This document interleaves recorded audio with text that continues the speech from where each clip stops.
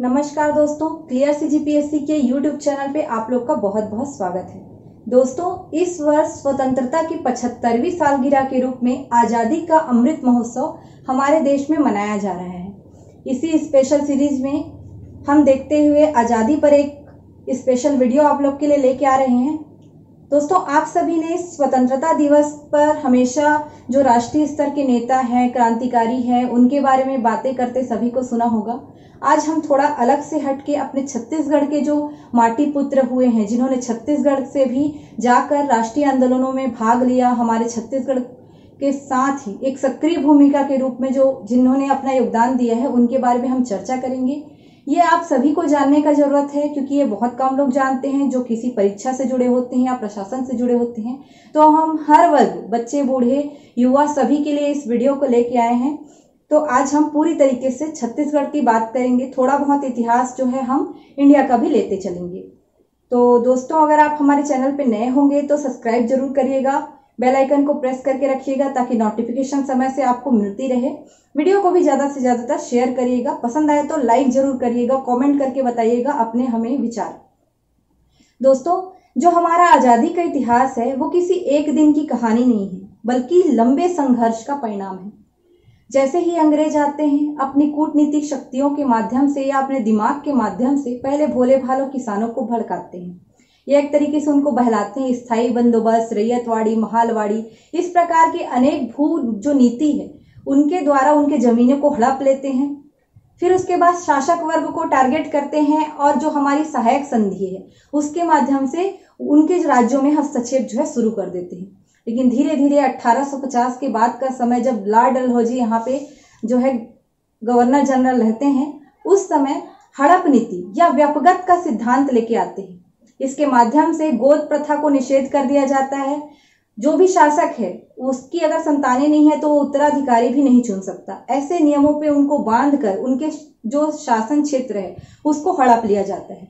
उत्तर भारत के शासकों को लगता है इससे उनकी जो सत्ता है वो चली जाएगी और उन लोग जो है विद्रोह करने का विचार बना लेते हैं।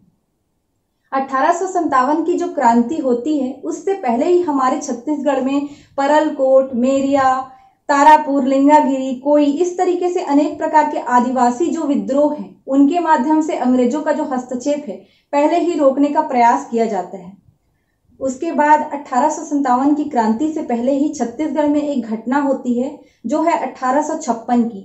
वीर नारायण सिंह रहते हैं जो विंझवार जनजाति के रहते हैं और सोना खान के जमींदार रहते हैं। ये इनके जो इतिहास है ये काफी अच्छा रहा है। इन लोग पहले से ही संघर्ष रहे हैं, जनता के लिए कार्य करते रहते हैं। वीर नारायण सिंह देखते हैं कि उस समय अकाल भीषण रूप से पड़ा हुआ है और जनता भूखमरी से मर रही है। ये साहूकार और बड़े व्यापारी के जो गोदाम रहते हैं उनको लूटते हैं और अनाजों को अकाल पीड़ितों में बांट देते हैं। इन पर मुकदमा चलाने के लिए इनको गिरफ्तार किया जाता है, पर एक दिन भी इनको रखा नहीं जा सकता, मतलब ये भाग पड़े होते हैं। ये भागने के बाद जो भारत है वहां 1857 की क्रांति शुरू हो जाती है। क्रांति पहले ही शुरू हो जाती है क्योंकि मेरठ जो छावनी है उसके सैनिक विद्रोह कर देते हैं। मंगल पांडे का नाम आपने सुना होगा। उनके विद्रोह के साथ ही जो क्रांति है वो शुरू हो जाती है। तो समय के पहले ही क्रांति शुरू हो जाने के कारण थोड़ी उनकी योजना जो है थोड़ी सी परिवर्तन उसमें होती है। उसके बाद धीरे धीरे लक्ष्मीबाई, तात्या टोपे जैसे बड़े बड़े जो शासक रहते हैं या बोल सकते हैं उस समय के नेता क्रांति के, वो अपना पूरा इसमें न्यौछावर कर देते हैं। बहुत लोगों की मृत्यु भी इसी समय हो जाती है।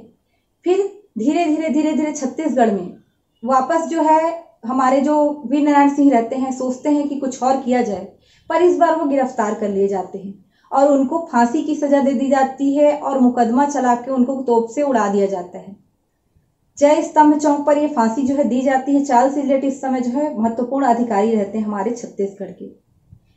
ये जो है स्वतंत्रता जो आंदोलन है उसके छत्तीसगढ़ से प्रथम शहीद भी माने जाते हैं। बहुत ही आदरणीय जो वीर नारायण सिंह हैं उनके लिए अब सम्मान भी दिया जाता है, आप सभी ने सुना होगा। तो आदिवासी नेता के रूप में इन्होंने बहुत महत्वपूर्ण योगदान दिया। इन्हीं के योगदान से प्रभावित हुए हमारे हनुमान सिंह। 1958 का समय रहता है जब हनुमान सिंह वीर नारायण सिंह की इस फांसी जो दिए जाने वाले घटना है उससे काफी प्रभावित होते हैं और विद्रोह कर लेते हैं। इनके साथ इनके 17 सहयोगी भी रहते हैं जो बाद में गिरफ्तार कर लिए जाते हैं और फांसी लगा दी जाते हैं। कई लोग बोलते हैं कि इनको भी तोप से उड़ा दिया गया था। उसके बाद हनुमान सिंह तो फरार हो जाते हैं, नहीं मिलते। इनको छत्तीसगढ़ का मंगल पांडे भी कह दिया जाता है। फिर समय रहता है जब क्राउन का शासन हमारे भारत में चालू हो जाता है, कंपनी जो है समाप्त कर दिया जाता है उनका शासन का अधिकार। क्राउन के शासन के बाद समय आता है 1885 का, जब ए.ओ. ह्यूम जो अंग्रेज अधिकारी रहते हैं और जो सुरेंद्र नाथ बनर्जी जो भारत के एक बोल सकते हैं आप एक नेता रहते हैं, उनके द्वारा एक अखिल भारतीय जो संस्था है कांग्रेस, उसकी स्थापना 28 दिसंबर 1885 को की जाती है। गोकुलदास तेजपाल कॉलेज जो मुंबई है वहां पे यह स्थापना होती है। अनेक प्रकार के जो नेता है इसमें भाग भी लेते हैं। पर हमारा छत्तीसगढ़ कांग्रेस के साथ जो अधिवेशन होते रहते हैं हर वर्ष, उसमें जाता है 1891 में। वामन राव लाखे, माधवराव सप्रे अब सक्रिय राजनीति में जो है उतर चुके होते हैं। लेकिन जो सही दिशा आता है वो होता है 1900 का समय। इस समय तिलक से प्रभावित होकर माधवराव सप्रे यहाँ पर एक समाचार पत्रिका का प्रकाशन करते हैं, छत्तीसगढ़ मित्र के नाम से। पेंड्रा रोड से ये समाचार पत्रिका जो है प्रकाशित की जाती है। रामराव चिंचोलकर उनके सहयोगी के रूप में महत्वपूर्ण भूमिका निभाते हैं। मासिक पत्रिका रहती है हमारे छत्तीसगढ़ का, यह प्रथम रहता है। इसके बाद 1905 में बंग भंग के साथ ही स्वदेशी बहिष्कार आंदोलन भारत सहित छत्तीसगढ़ में भी चालू हो जाता है। 1906 में जब सुंदरलाल शर्मा संमित्र मंडल की स्थापना करते हैं, उसके बाद जो छत्तीसगढ़ में प्रांतीय कांग्रेस का सम्मेलन होता है, उसमें कांग्रेस की सदस्यता ग्रहण करने वाले ये प्रथम छत्तीसगढ़िया बनते हैं। 1907 का समय रहता है जब हमारे ठाकुर प्यारेलाल राजनांदगांव में जो स्टेट हाई स्कूल का जो छात्रों का हड़ताल रहता है, उनके प्रतिनिधित्व के साथ हमारे जो सक्रिय राजनीति है उसमें आते हैं। और इन्हीं के साथ 1908 आते आते हिंद केसरी नामक एक पत्रिका, जो कि तिलक के केसरी जो मराठी भाषा में थी उससे प्रेरित थी, उस एक हिंदी भाषा की पत्रिका माधवराव सप्रे वापस लेके आते हैं। लेकिन इस बार थोड़ा सा अंग्रेज जो है चौकन्ना हो जाते हैं और इन पर मुकदमा चला देते हैं। इसी के साथ जो माधवराव सप्रे हैं अपने संपादकीय जो क्षेत्र है उनसे दूर हो जाते हैं। 1909 में एक सरस्वती पुस्तकालय की जो स्थापना है राजनांदगांव में की जाती है, ताकि लोगों तक जो राष्ट्रीयता की भावना है, उस जो विचार है वो पहुंचाया जा सके। इसी के समय जो मार्लेमेंटो सुधार है उसके माध्यम से पृथक निर्वाचक मंडल का जो कॉन्सेप्ट है वो लाकर एक हिंदू मुस्लिम जो भेदभाव है वो लाने का, फूट डालने का जो है प्रयास किया जाता है। बहुत सारे लंबे इस समय जो है कार्यक्रम चलते रहते हैं। एक नया दौर आता है जब होम रूल लीग चालू होता है। इसी के साथ आंदोलन को वापस तेजी से लाया जाता है, तेजी से इसमें शुरू होता है। रायपुर, बिलासपुर इसमें बहुत महत्वपूर्ण भूमिका निभाते हैं। रायपुर से पंडित रविशंकर शुक्ल, बिलासपुर से ई राघवेंद्र राव, दुर्ग से घनश्याम सिंह गुप्त, राजनांदगांव से प्यारेलाल बहुत ही ज्यादा इसमें सक्रिय भूमिका निभाते हैं। बिलासपुर सबसे बड़ा केंद्र रहता है होम रूल लीग का, बड़ा लीग रहता है। तिलक और एनी बेसेंट इसी समय जो है राष्ट्रीय स्तर पर जो है लोगों को संबोधित करते रहते हैं, उसका नेतृत्व पूरा तरीके से करते रहते हैं। 1918 में बाल गंगाधर तिलक हमारे छत्तीसगढ़ आते हैं होम रूल लीग का प्रचार प्रसार करने, उसके पूरी तरीके से उस पर बात करने के लिए। उसके बाद इस होम रूल लीग की समाप्ति हो जाती है। 1919 के समय रहता है, इस समय जो है हमारा प्रथम विश्व युद्ध समाप्त ही हुआ रहता है। एक नया सुधार ले आते हैं मॉन्टेग्यू चेम्सफोर्ड सुधार। इसी के साथ एक रोलेट एक्ट भी लाया जाता है। यह रोलेट एक्ट पारित कर दिया जाता है जिस पर काफी विरोध होता है। इस पर बात करने एक जलियांवाला नामक जगह है अमृतसर में, वैसाखी का दिन रहता है 13 अप्रैल 1919। यहाँ पर लोग शांतिपूर्ण ढंग से बातचीत करते रहते हैं, पर कौन जानता था वहां पे कि जो शांतिपूर्ण चल रही सभा है, बिना अपील, बिना दलील, बिना वकील के एक कानून पर जो चल रही सभा है, कब एक रक्त से लहूलुहान सभा में परिवर्तित हो जाएगी, इसके बारे में किसी ने कल्पना तक नहीं की होगी। इसके बाद बहुत ही यहाँ पे खून खराबा होता है, पूरा गोलीबारी की जाती है। जो आर डायर रहते हैं और जो जनरल डायर रहते हैं वो सभी इसमें निर्दोष करार दे दिए जाते हैं। कहा जाता है कि इनकी कोई गलती नहीं है, इन्होंने अपना केवल कर्तव्य निभाया है। पर इससे काफी ज्यादा आहत होते हैं हमारे क्रांतिकारी वर्ग बोल दीजिए या हमारे गांधी जी 1915 से ही आ चुके रहते हैं, पर उनका जो अलग आंदोलन चलते रहता है। लेकिन ये वो समय रहता है जब गांधी जी को लगता है कि राष्ट्रीय स्तर पर एक आंदोलन लाना चाहिए। एक रोलेट एक्ट जो काला कानून है उसको देखते हुए और एक बोल सकते हैं लोगों को आपस में एक आंदोलन के लिए एकत्रित करने के लिए यहीं पे असहयोग का प्रस्ताव आता है। 1920 का समय रहता है जब असहयोग की का कॉन्सेप्ट जो है वो गांधी जी लोगों के सामने लेकर आते हैं। इसी के समय हमारे जो सुंदरलाल शर्मा हैं वो बिजी रहते हैं कंडेल नहर सत्याग्रह में। सुंदरलाल शर्मा, छोटेलाल श्रीवास्तव, नारायण राव मेधावाले, ये काफी ज्यादा कंडेल नहर सत्याग्रह में जो है अपनी सक्रिय भूमिका निभाते रहते हैं। इस समय सुंदरलाल शर्मा को जेल भी हुआ रहता है। श्री कृष्ण जन्मस्थली पत्रिका उन्होंने जेल में रहते हुए लिखी रहती है, जिसमें वे बताते हैं कि हमारे छत्तीसगढ़ जब अलग बनेगा तो उसका स्वरूप कैसा होगा। तो यही पांडुलिपि में उन्होंने बताया रहता है कि छत्तीसगढ़ कैसा दिखेगा। तो छत्तीसगढ़ के प्रथम स्वप्न दृष्टा भी माने जाते हैं पंडित सुंदरलाल शर्मा। वो कंडेल नहर सत्याग्रह में इस समय जुलाई 1920 में जो है सक्रिय रहते हैं। सुंदरलाल शर्मा को लगता है कि अंग्रेज शायद नहर सत्याग्रह मतलब नहर का जो कर है वो बढ़ा तो दिए हैं पर इनको वापस लेने का नाम नहीं ले रहे हैं। अब ये जाते हैं कलकत्ता अधिवेशन, बोलते हैं कि मैं महात्मा गांधी को बुला के लाता हूं, शायद काम बन जाए। अब महात्मा गांधी को जब बुला के लाते हैं, जब दिसंबर 1920 का समय रहता है, 20 दिसंबर 1920 के समय जो है गांधी जी आते हैं, लेकिन इससे पहले ही जो कंडेल नहर सत्याग्रह है वो समाप्त हो जाता है। वजह रहता है इसका सफल हो जाना। कंडेल नहर सत्याग्रह के समय जो नहर कर लगाया जाया रहता है, थोपा जाया रहता है लोगों पर, वो वापस ले लेते हैं अंग्रेज डर के मारे, क्योंकि ये गलत तरीके से लगाया गया रहता है। तो इसके साथ ये सफल हो जाता है। प्रथम सफल नहर सत्याग्रह भी हमारा जो कंडेल नहर सत्याग्रह है माना जाता है। धमतरी का कंडेल ग्राम में ये जो सत्याग्रह है वो संपन्न कराया जाता है। इसी समय जो गांधी जी हैं ये रहते हैं, काफी जो है 2-3 दिन तक रहते हैं, उसके बाद पूरा अपना लोगों को संबोधित करते हैं। तो गांधी जी का यह प्रथम आगमन भी माना जाता है इसी समय। धीरे धीरे जो है समय आता है, समय बीतता जाता है। 1921 का समय आता है जब असहयोग के दौरान ही खादियों को जो है बोल सकते हैं प्रचार प्रसार होते रहता है। विदेशी वस्त्रों की होली वगैरह जलाई जा रही होती है। स्वदेशी शिक्षा को बोल सकते हैं बढ़ावा दिया जाते रहता है। इस समय एक और घटना होती है जो है बिलासपुर के सनीचरी मार्केट में ओजस्वी भाषण देते रहते हैं हमारे माखनलाल चतुर्वेदी। नाम बच्चे बच्चे जानते होंगे। 5th क्लास में इनकी एक कविता थी पुष्प की अभिलाषा। ये इनको गिरफ्तारी के बाद जब सेंट्रल जेल बिलासपुर भेजा गया तब इन्होंने लिखी थी। साथ ही पर्वत की अभिलाषा भी लिखी थी। कर्मवीर पत्रिका भी इनका था।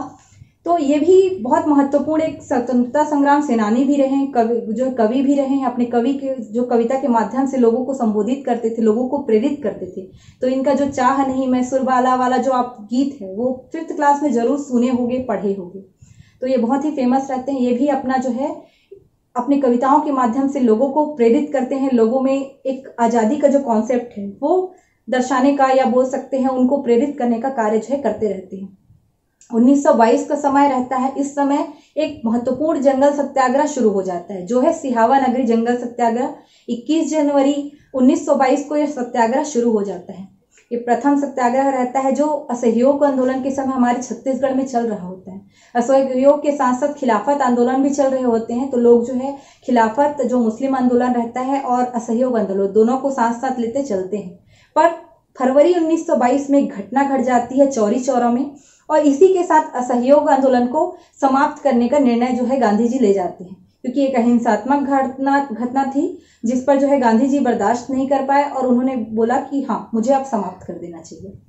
फिर धीरे धीरे 1923 का समय रहता है जब लोग स्वराज पार्टी का गठन करते हैं हमारे अखिल भारतीय स्तर पर। छत्तीसगढ़ से भी काफी नेता उसमें शामिल होते हैं। अब चुनाव के माध्यम से जो है प्रशासन में भागीदार बनकर अंग्रेजों के सामने जाकर जो है फेस टू फेस बात करने का यहाँ पे नीति लाते हैं इन लोग।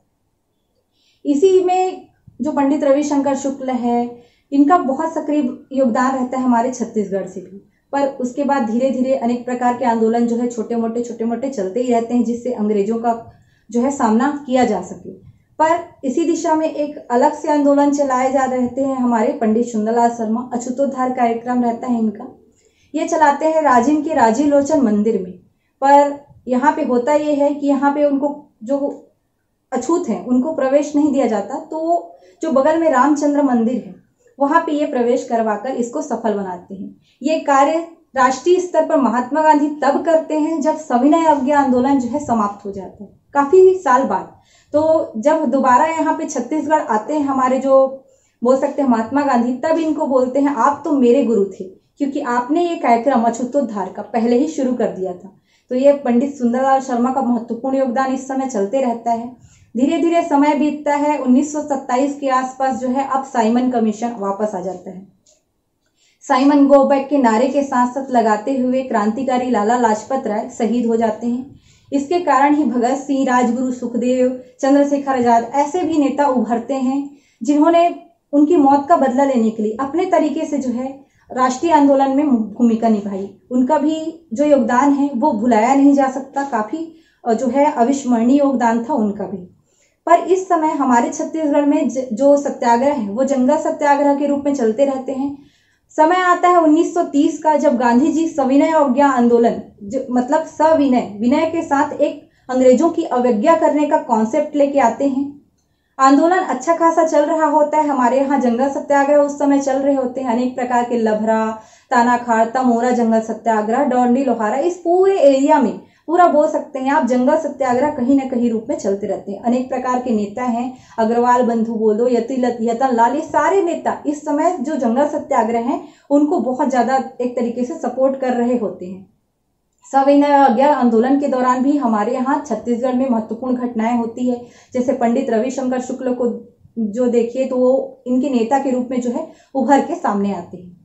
दांडी यात्रा से नमक कानून तोड़ने से लेकर जो सविनय अवज्ञा आंदोलन शुरू हुई रहती है, अलग अलग क्षेत्रों में लोग नमक बनाते हैं, नमक कानून तोड़ते हैं। हमारे छत्तीसगढ़ में जो पंडित रविशंकर शुक्ल रहते हैं सोडा से नमक बनाते हैं और नमक कानून को तोड़ने के साथ सविनय अवज्ञा आंदोलन को अपना समर्थन देते हैं। सविनय अवज्ञा आंदोलन के दौरान ही हमारे जो गांधी जी हैं वो छत्तीसगढ़ के द्वितीय जो प्रवास है उनका होता है, तो यात्रा पे आते हैं, यहाँ अलग अलग लोगों से चंदा इकट्ठा करते हैं, यहाँ पे संबोधित करते हैं लोगों को। महिलाओं को बहुत ज़्यादा यहाँ पे रोल जो है देखने को मिलता है, महिलाएं जो है बढ़ चढ़ कर भाग लेती हैं, जेवर तक अपने जो है गांधी जी को दान में दिए रहते हैं। तो तिलक स्वराज फंड जो एकत्रित करते रहते हैं गांधी जी, उसके लिए भी जो है महिलाएं भी इसमें बढ़ चढ़ कर भाग लेती हैं। राधाबाई, केतकी बाई, इन सब का नाम आपने सुना ही होगा। इनका योगदान जो है वो भुलाया नहीं जा सकता। मंजरी सेना बोल दीजिए, वानर सेना बोल दीजिए, 5 पांडव की सेना बोल दीजिए, सभी के माध्यम से सविनय अवज्ञा आंदोलन को किसी न किसी रूप में इनको समर्थन जो है दिया जाने लगा था। उसके बाद धीरे धीरे समय आता है, गोलमेज सम्मेलन आयोजित हो जाता है। हमारे छत्तीसगढ़ से भी एक जाते हैं गांधी जी के साथ, तो रामानुज प्रताप सिंह देव जो रहते हैं वो रियासतों के एक प्रतिनिधि के रूप में गोलमेज सम्मेलन में जो है भाग लेने जाते हैं लंदन। यहाँ पर जो है राउंड जो टेबल कॉन्फ्रेंस होता है, इसमें से गांधी जी को लगता है कि कोई कार्य नहीं हुआ, उल्टा जो है थोड़ा गलत तरीके से वहाँ पे जो अंग्रेज है अपनी नीतियां लागू करने में लगे हुए हैं। दोबारा वापस आते हैं, गांधी जी गुस्से में रहते हैं, फिर वो पुनः सविनय अवज्ञा आंदोलन शुरू कर देते हैं। पर धीरे धीरे देखते हैं अनेक प्रकार के समझौता भी होते हैं, इधर पूना पैक्ट वगैरह के नाम सुने होंगे।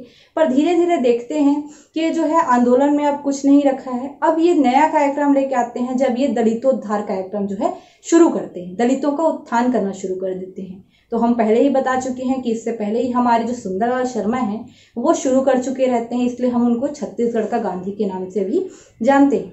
समय रहता है हमारे छत्तीसगढ़ में 1937 का, जब मध्य प्रांत के चुनाव होते रहते हैं और यहाँ से पंडित रविशंकर शुक्ल पहले तो प्रथम शिक्षा मंत्री के रूप में चुने जाते हैं। इसी समय जो है जो शिक्षण जो संस्थान है वो भी खुलते हैं, पर बाद में वापस जो है चुनाव का थोड़ा बहुत फेरबदल जो नतीजा है मंत्रिमंडल का वो 1938 में आता है और जो हमारे पंडित रविशंकर शुक्ल हैं उनको प्रथम मुख्यमंत्री बनाया जाता है।